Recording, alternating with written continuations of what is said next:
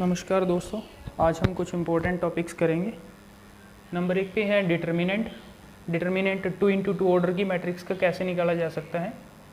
देखिए, आपने सबसे पहले डिटर्मिनेंट के लिए ऐसे साइन डालना है और इन एलिमेंट की मल्टीप्लाई में से दूसरे जो ये एलिमेंट है दो, इनकी मल्टीप्लाई माइनस कर देनी है। 5 × 4 आपके पास 21 - 20 = 1 आंसर आ जाएगा।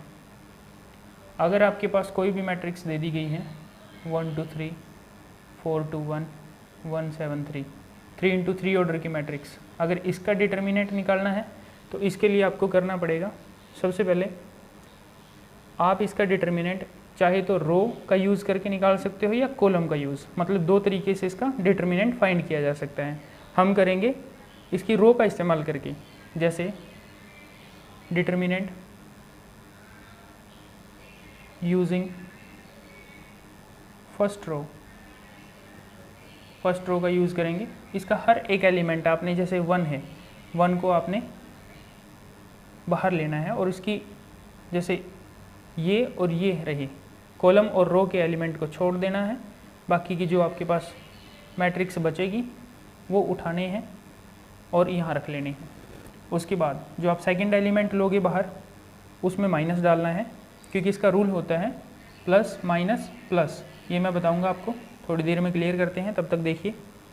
2 आपने बाहर लिया, उसके बाद हमने ये और ये एलिमेंट छोड़ देने हैं, बाकी ये और ये एलिमेंट उठा लेने हैं, ये लिख लिए मैंने। उसके बाद जो थर्ड एलिमेंट है उसमें साइन प्लस का लेना है, 3 बाहर लिया, इसकी ये और ये एलिमेंट बाहर, इसमें से ये छोड़ देने हैं और ये ले लेने हैं। 4 2 1 7। अब देखिए 1 है, 3 2 6, 1 7 7, माइनस 2 कॉमन है, 3 4 12। ऐसे ही माइनस करना है जैसे यहाँ किया था। इनकी मल्टीप्लाई में से ये मल्टीप्लाई माइनस कर देनी है। 1 1 1 प्लस 3, 7 4 28, माइनस 2 1 2। अब इसको सोल्व कर लेते हैं। -1 11, 3 बाहर है, 26। ये हो गया -1, यहाँ से हो गया -22।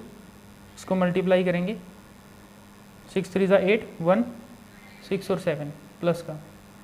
अब ये जो माइनस के हैं दो, इनको इसमें से माइनस कर देंगे। 78 - 23, ये आपका आंसर आ गया 55।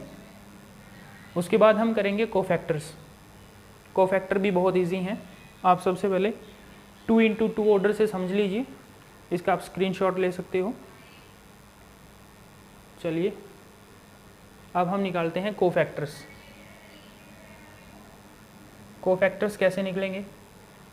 सबसे पहले आपने फर्स्ट रो का फर्स्ट एलिमेंट, फर्स्ट कॉलम्स और फर्स्ट रो छोड़ देनी है। अगर फर्स्ट एलिमेंट का निकालेंगे उसको बोलेंगे A11, और यहाँ पर आपने अगर ये छोड़ दिया तो आपके पास बचेगा सिर्फ 7। ये आ गया हमारा कोफैक्टर। उसके बाद A12 यानी कि फर्स्ट रो का सेकंड कॉलम, इसका मतलब होता है फर्स्ट रो, इसका मतलब होता है सेकंड कॉलम। फर्स्ट रो का सेकंड कॉलम, उसका ये वाला एलिमेंट जो है ये छोड़ देंगे और ये छोड़ देंगे, तो हमारे पास बचेगा 5। अब एक चीज़ देखिएगा, अगर यहाँ 1 और 1 है, यानी कि 1 + 1 एक 2 इवन नंबर है, तब आपने कोई भी साइन चेंज नहीं करना। अगर आपके पास ओड आता है, जैसे 2 + 1 3 आ गया, ओड नंबर आ गया, तो इसके आगे -1 से मल्टीप्लाई होगा। ये हमेशा रहेगा। ओड नंबर को हम -1 से मल्टीप्लाई करते रहेंगे, और ओड नंबर चेक करना है इन दोनों का सम, यानी कि कॉलम और रो का सम। उसके बाद हम निकालते हैं 2 1, एलिमेंट 2 1 उठाएंगे, ये और ये छोड़ देंगे, बाकी बचेगा 4। 2 + 1 ये 3 हो गया, इसको भी -1 से मल्टीप्लाई करेंगे, -1 से मल्टीप्लाई। 2 2 सेकेंड रो का सेकेंड एलिमेंट, तो ये और ये छोड़ देंगे, बचा 3, तो हमारे पास 3 ये आ गया। कोफैक्टर आगे आपने लिखने कैसे हैं, कोफैक्टर लिख के 7 4 7 - 5, फिर ये 4, फिर ये 3, ये हो गए कोफैक्टर। इसी प्रकार से आप 3 × 3 ऑर्डर मैट्रिक्स का भी निकाल सकते हो। अब हम बात करते हैं माइनर्स की। माइनर बहुत इजी हैं, मैं आपको 2 × 2 ऑर्डर में समझा रहा हूँ। अगर कोई प्रॉब्लम आती है तो आप कमेंट में ज़रूर बताएं, मैं आपकी हेल्प करूँगा। देखिए हम निकालते हैं माइनर्स। माइनर्स बिल्कुल सेम इसी प्रकार से निकलेंगे, आपने कोई भी साइन चेंज नहीं करना। जैसे ये दो हैं कोफैक्टर और माइनर बिल्कुल सेम है, बस जैसे हमने ये ऑड नंबर की जगह -1 से मल्टीप्लाई किया था, माइनस में नहीं करना।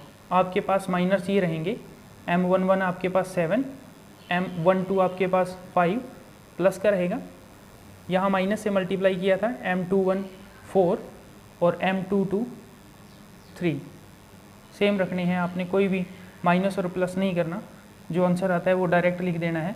उसके बाद इसको मैट्रिक्स में ऐसे डाल लो 4 3, ये आपका आंसर आ जाएगा। इसको बोलते हैं माइनर्स। माइनर्स बिल्कुल कोफैक्टर के जैसे हैं। अब हम बात करते हैं एडजॉइंट की। एडजॉइंट कैसे निकलता है? देखिए सबसे पहले एडजॉइंट निकालने के लिए हमें एक कोफैक्टर का यूज़ करना पड़ेगा। हम निकालते हैं एडजॉइंट। कोफैक्टर को रखो सबसे पहले, तो आप कोफैक्टर आपने निकाल लिए। कोफैक्टर का आपने एक बार ट्रांसपोज कर देना है। जब आप ट्रांसपोज करोगे तो ये आपके पास आ जाएगा 7 - 5 4 3। ट्रांसपोज का मतलब क्या होता है? इसका जब हम ट्रांसपोज कर देंगे, ट्रांसपोज का मतलब समझो, ट्रांसपोज का मतलब होता है जो रो है उसका हमने सीधा कॉलम बना लेना है। 5 - 7 - 5 4 3 का कर दिया 4 3। इसका रो ये यहाँ रो थी तो ये यहाँ कॉलम हो गया।